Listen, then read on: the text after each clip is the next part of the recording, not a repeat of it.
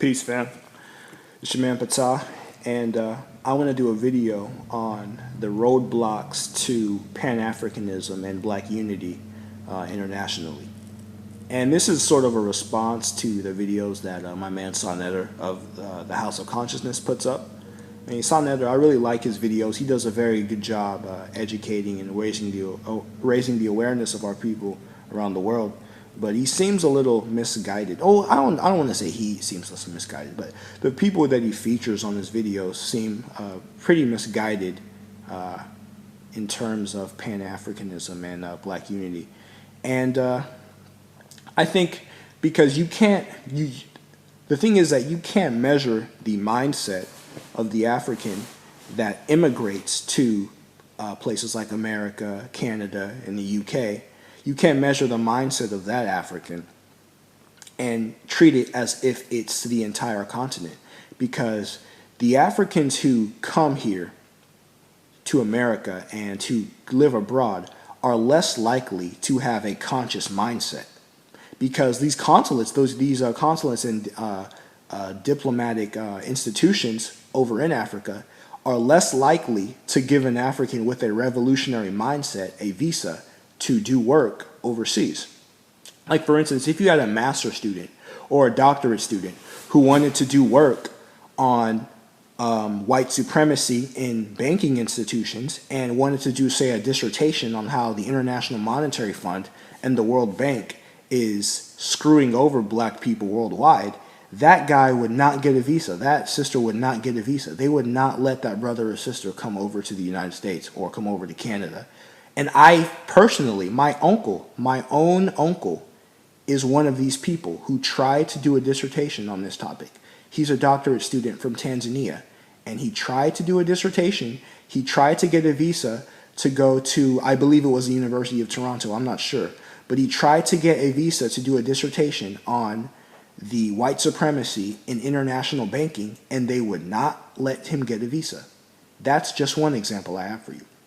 So the thing about it is, you can't expect the Africans who come over here to have a revolutionary mindset, because a lot of them were miseducated, just like black people over here are miseducated.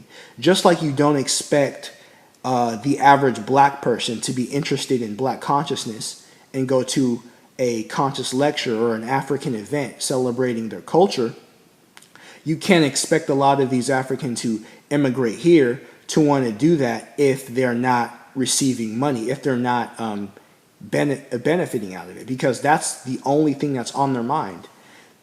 Their mind of the African who immigrates is make money, bow down to white supremacy, and gain status among Europeans, pale Arabs, and Chinese people, and Asian people. That's the mindset of the average African who gets a visa and who immigrates, because they're not going to give an African with a revolutionary mindset a visa.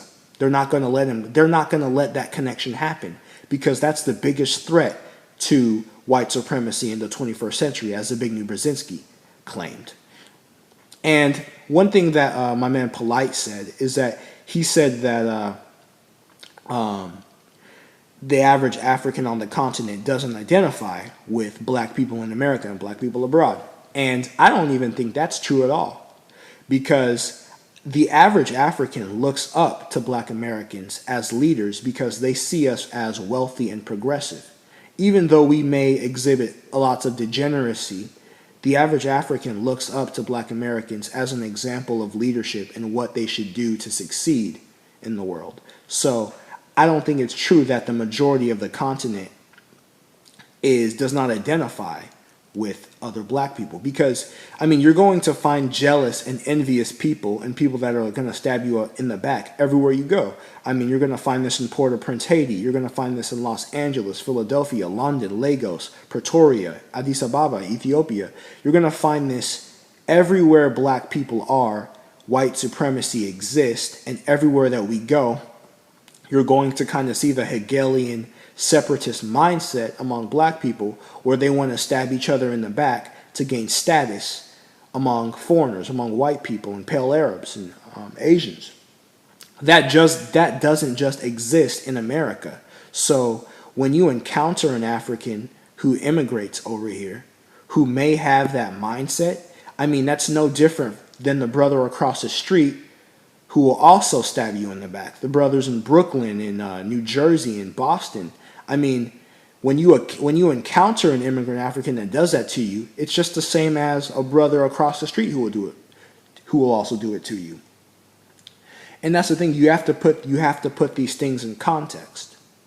And I like it when in the new video, I think when the man I can't remember his name, but brother Sutek, he had asked a question of what African people on the continent have ever done anything to help black people in America, which I mean, he's at the House of Consciousness, so he should know more about Garveyism and the various movements that Garvey made in Ghana, Nigeria, South Africa.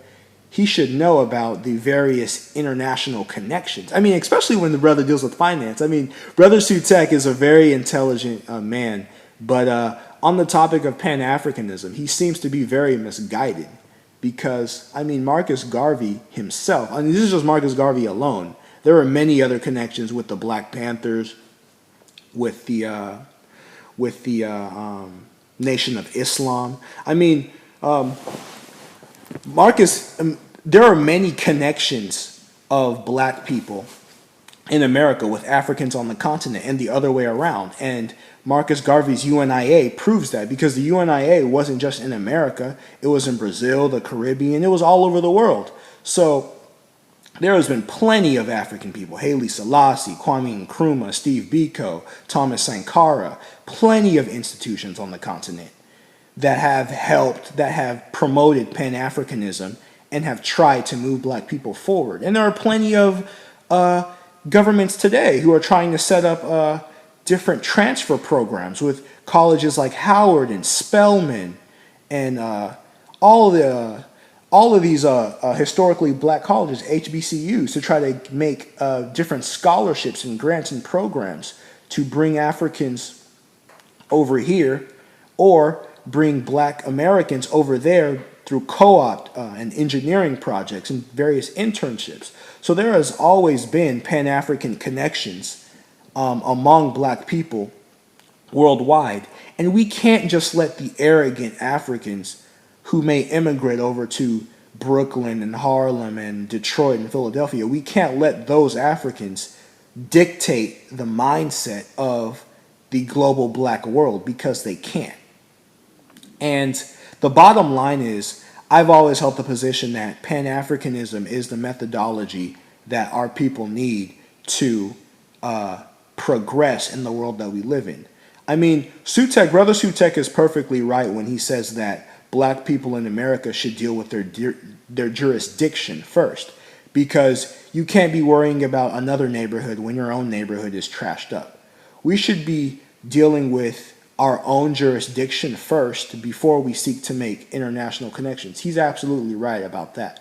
But we can't treat our brothers and sisters over across the seas as if they're not a potential ally, because they look up to us as leaders, and they are definitely willing to work with us over here in America if we are willing to put our foot forwards and make a stand against white supremacy and lead them. So the bottom line is that Pan-Africanism is possible. We just have to recognize the various cultural roadblocks, and we just have to be willing to lead our people worldwide into success and progress. Peace.